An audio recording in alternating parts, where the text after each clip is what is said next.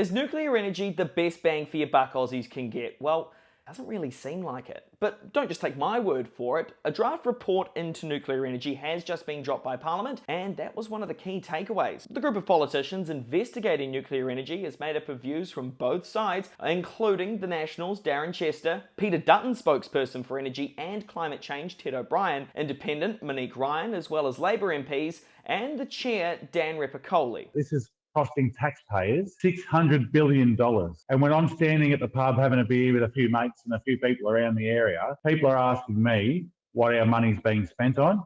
And for me to go tell them that $600 billion of government money is being spent on nuclear energy, it's a pretty hard pill for them to swallow, and it just doesn't pass the pub test. That $600 billion number has come from the Smart Energy Council. Now, the Liberals refute it, saying it's only going to cost $120 billion.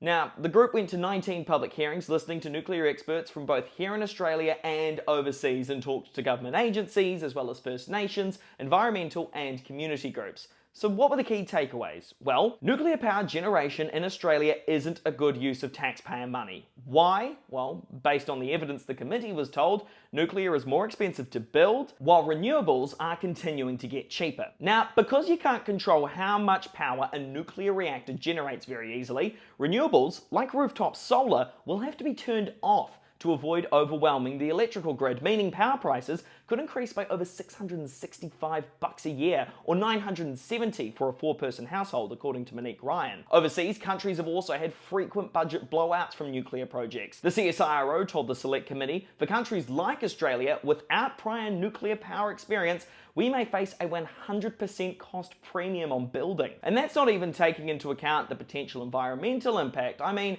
this is what the bloke in charge of the Climate Change Authority had to say. Let me be very clear, this is a 2 billion tonne nuclear carbon emission bomb that this would result in being dropped into the Australian atmosphere. We think that is conservative based on the reality and the lived experience of delivering nuclear right around the world at the moment. Or where we might store all the nuclear waste, or what should happen if there's an emergency. Just quickly, those fallout zones aren't looking great. So what happens next? Well, the committee will go back to the bodies like the Energy Regulator and the Radiation Protection Agency to ask about now what they've heard. And of course, this is just a draft report, and the final version, including the recommendations, isn't due to be released until the end of April. Convenient, given we have an election before May 17.